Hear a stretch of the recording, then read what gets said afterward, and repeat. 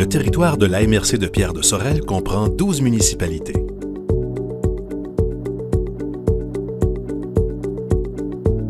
On distingue les milieux naturels comme étant des milieux humides, des cours d'eau et leurs plaines inondables, des forêts ou encore des friches. Ces milieux se caractérisent par leur importante biodiversité qui comprend entre autres 10 espèces désignées menacées ou vulnérables et 17 espèces susceptibles d'être ainsi désignées.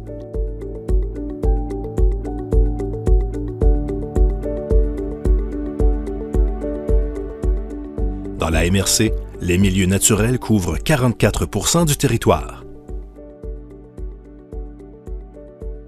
Les milieux humides couvrent un peu plus de 10 % du territoire de la MRC. Ce sont les marais, les marécages, les prairies humides, les tourbières, les lacs, étangs, mares, herbiers aquatiques et autres étendues d'eau peu profondes. Même s'ils sont qualifiés d'humides, ces milieux ne sont pas nécessairement inondés ou couverts de boue à l'année. Certains d'entre eux s'assèchent complètement en été. Des critères précis, définis par le ministère de l'Environnement et de la lutte contre les changements climatiques, permettent cependant de les délimiter par rapport aux milieux terrestres adjacents. Par exemple, par la végétation qu'on y trouve, le type de sol observé et d'autres indicateurs hydrologiques comme la présence d'une litière noirâtre sur le sol, des racines d'arbres hors du sol ou une marque de mousse sur le tronc des arbres.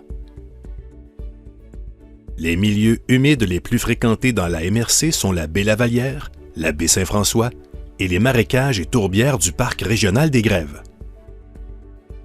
Les cours d'eau et les plaines inondables font également partie des milieux naturels de la région. Ce sont d'ailleurs plus de 900 km de cours d'eau qui s'écoulent sur le territoire, l'équivalent de la distance entre Montréal et Gaspé.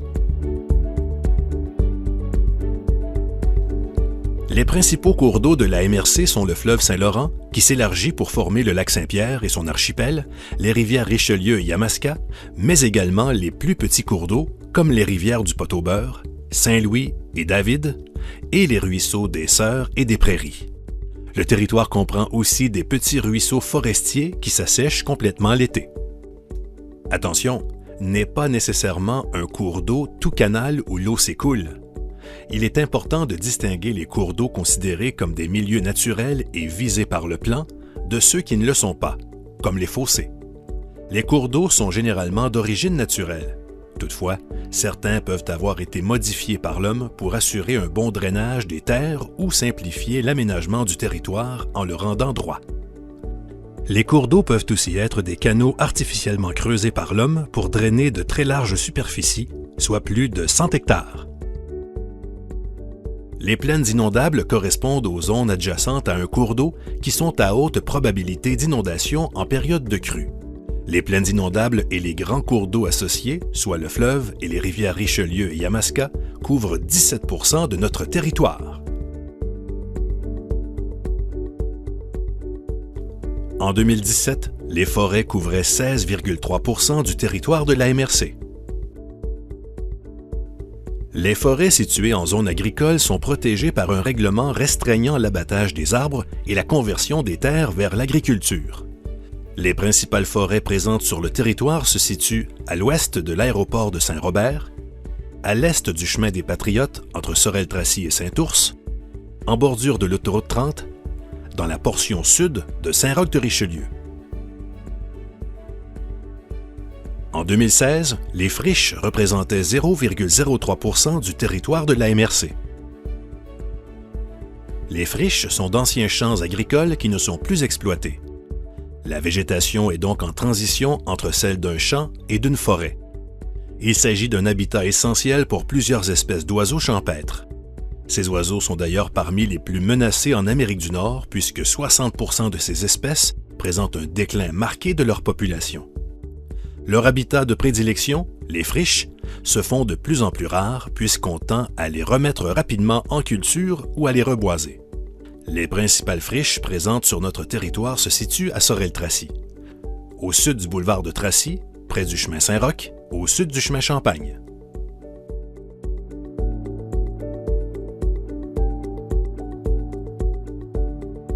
Tous ces milieux naturels, que ce soit les milieux humides, les cours d'eau, les plaines inondables, les forêts ou les friches, constituent des habitats importants pour la faune et la flore. Ils permettent le maintien d'une biodiversité riche sur notre territoire. Ils fournissent également des services écologiques importants, comme le maintien d'une bonne qualité de l'eau par la filtration, la stabilisation des rives par la végétation riveraine et la diminution de l'impact des inondations par l'absorption temporaire de l'eau par les milieux humides durant la crue et son relâchement progressif durant la saison sèche. La plupart de ces milieux contribuent également à la lutte contre les changements climatiques en séquestrant le carbone.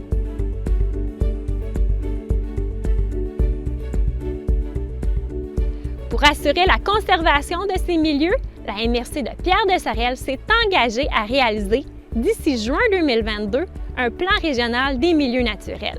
Qu'est-ce qu'un plan régional des milieux naturels? C'est un répertoire de tous les milieux naturels à protéger et à conserver. C'est aussi un plan d'action à mettre en place pour assurer l'utilisation durable de ces milieux. Le plan régional tiendra compte des besoins à venir en développement et en aménagement pour le territoire, prévoira les pertes de milieux naturels et des moyens pour les compenser. À terme, le plan régional identifiera les milieux pouvant être altérés ou détruits, ceux pouvant servir à des usages durables ou à des activités à faible impact, et ceux devant être préservés intégralement sous la forme d'aires protégées.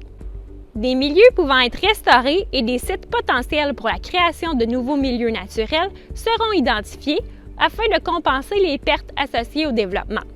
Le plan régional des milieux naturels permettra un développement structurant et prévisible, et ce, autant pour les gestionnaires que pour les promoteurs et les autres utilisateurs du territoire. 6 étapes sont nécessaires pour élaborer le plan régional des milieux naturels.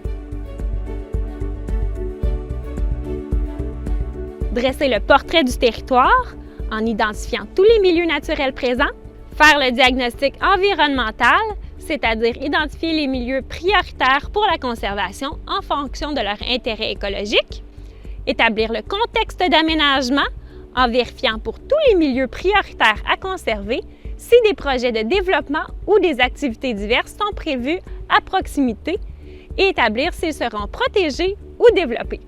Identifier pour les secteurs à conserver les mesures de conservation appropriées, établir un plan d'action pour mettre en place les mesures de conservation et assurer un suivi régulier de la réalisation des actions inscrites au plan.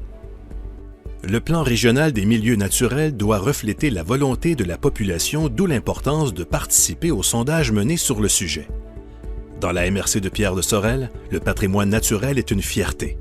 Chaque année, il attire beaucoup de touristes qui viennent profiter des paysages bucoliques qu'offrent les îles, les boisés et les marais.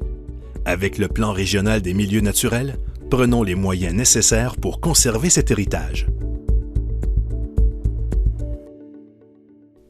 Partenaires: les organismes de bassin versant des rivières Richelieu et Yamaska, le comité de la zone d'intervention prioritaire du Lac-Saint-Pierre, le Conseil régional de l'environnement de la Montérégie,